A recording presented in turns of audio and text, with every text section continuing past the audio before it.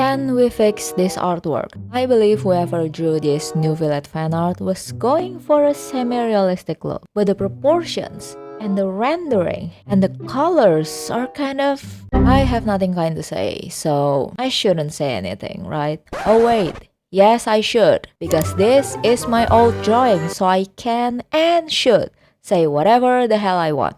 I'm fixing this drawing to make it look more realistic. Start by liquefying the face to adjust the overall proportions. For some reason, the upper half of the face is really wide. I used the same reference as I did before, which is a photo of Cha Eun-woo. This is the same reference as 2 years ago. I remembered it exactly. I mean, it was in the old video, but I swear I didn't watch it. My brain just remembered it. It's functioning well for once. I did this on stream to show you the real-time progress, but I couldn't explain well because, well, it was live stream, so it was unscripted, and there was a lot of stuttering. So today, I present you the more coherent version. The eyes and cheekbones bothered me the most, so I fixed those first. I wasn't confident in shading the cheekbone so it looks flat, and the eyes were too long and the eyebrows are like super straight because I did not take the eye socket shape into the equation. Eyes are usually darker in the corners due to the eye hole structure. By the way, before I continue any further, if you're seeing me circling things in the video, it's because I was trying to explain something in my stream. Don't worry, I'm going to re-explain it with better words. I used to ignore midtones or lighter shadows, like the ones around the jaw, sides of the nose, the chin. Whenever I added them, they didn't look right, so I just left them out. But that made my art lose realism. So we have to go back to the basics, deeper into the human anatomy. I'm not talking about this. I'm talking about before the invention of skin. Shadows and midtones follow the skull structure. For example, the shadows around the nose. I used to avoid painting them because they didn't look right when I tried, and I wasn't confident enough to include it in the painting. My style back then was more anime, but I prefer a more realistic style as of late, so I learned to add these shadows naturally by applying it with low opacity brush. Apply it thinly at first and gradually build deeper shadows. Hold on, let me show you the before and after. This is before, and this is after. My god, he looks old and depressed in the after. Yeah, this is why I didn't add the midtones before. It makes Neuvilette look like my grandpa. And the white hair didn't help either. But if you want a realistic look,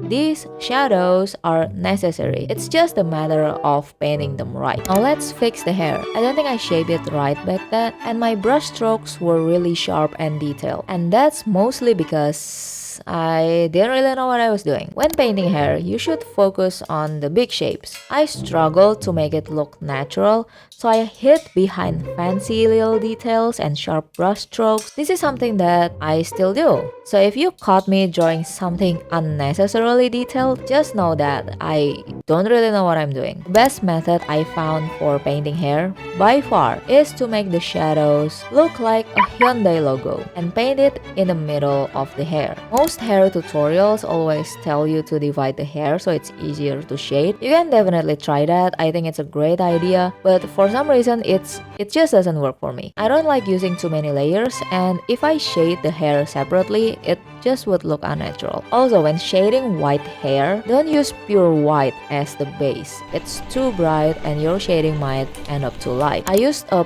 purplish light gray instead, and if it looks too dark, I can always change it with hue and saturation. Some details can be missing when you're rendering, especially when rendering hair. I always redraw these details or even add line art when rendering. Okay, we're skipping a little bit. I'm sorry, I forgot to record the process to get here. You can watch it on my stream. The full video is on my channel. Just a warning though, I stuttered a lot because, well, my English is not very good. Anyway, the viewers voted for Neuvilette to have white eyebrows, so there you go. To make them look natural though, I darkened the corners, so similar with the eyes, following the eye socket shape. For this art fixing, I will only focus on the face and hair because I don't think I've improved enough to fix the outfit and accessories. Also, I'm doing this in one layer. Imagine if I have to paint over all those details. I'm not risking carpal tunnel. I have to admit, I'm struggling in painting the lips. It's kind of hard to get them to have volume. I keep looking at Eun-woo's lips as reference, beautiful lips by the way, but I also want to have that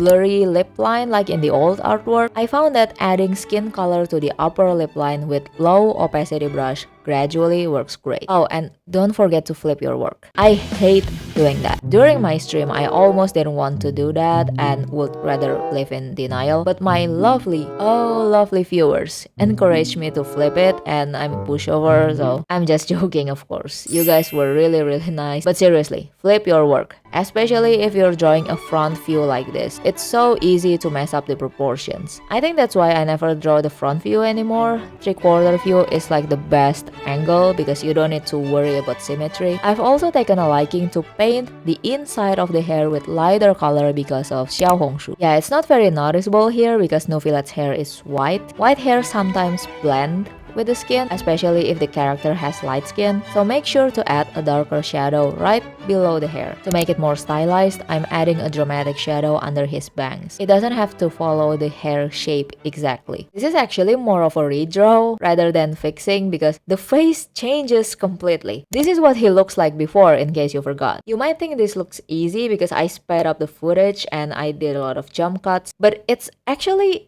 really hard, even harder than drawing from scratch. If you watch my last stream, okay, sorry, I keep plugging my stream.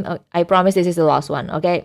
Maybe. I struggled a lot in fixing this. I think it's because the old artwork still has an influence on me, and I'm constantly thinking, what if the fixed art looks worse than the old one? I mean, that will be really embarrassing, right? Yeah, so I did have that kind of thought, but I think this turned out more realistic, and that was the goal. So yeah, goal achieved. Even though Neuvilette does look older and a little depressed, but yeah, you know, sometimes we have to make sacrifices. I wanna try fixing his gold accessory. Now thankfully, even though Genshin's official art has anime art style, the accessory's rendering has a bit of realism to it, so I can just use that as a reference. As you can see, my old work has too many unnecessary details because, well, I didn't know how to render gold. Well, I still don't, but I know more now than I did 2 years ago. I kept saying I wanted to learn how to paint gold, but I never actually did. Maybe I should stop setting expectation for myself. But anyway, yeah, I think this looks more realistic. Looks kinda muted, but it fits the painting. Should I fix the rest of the outfit?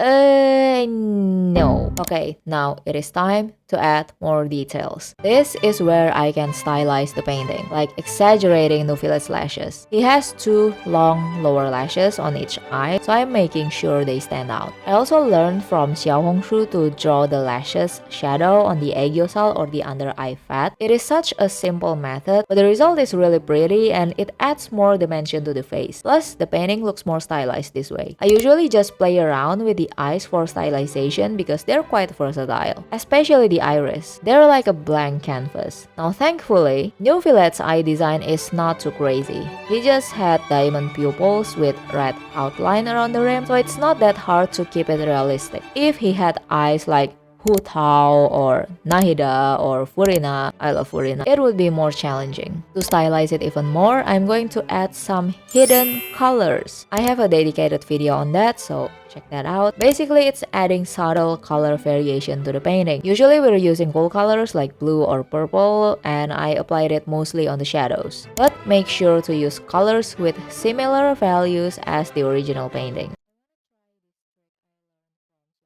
I wanna try this trick I learned from Xiaohongshu. Cover the whole painting with gray on a multiply layer, clip a layer on top of it, apply a light grayish blue, and set a layer to divide. Ooh, it looks like one of those old paintings. Okay, now this is the last before and after. This is so satisfying. Look at that transformation. Born to sit still looking pretty, forced to lock in.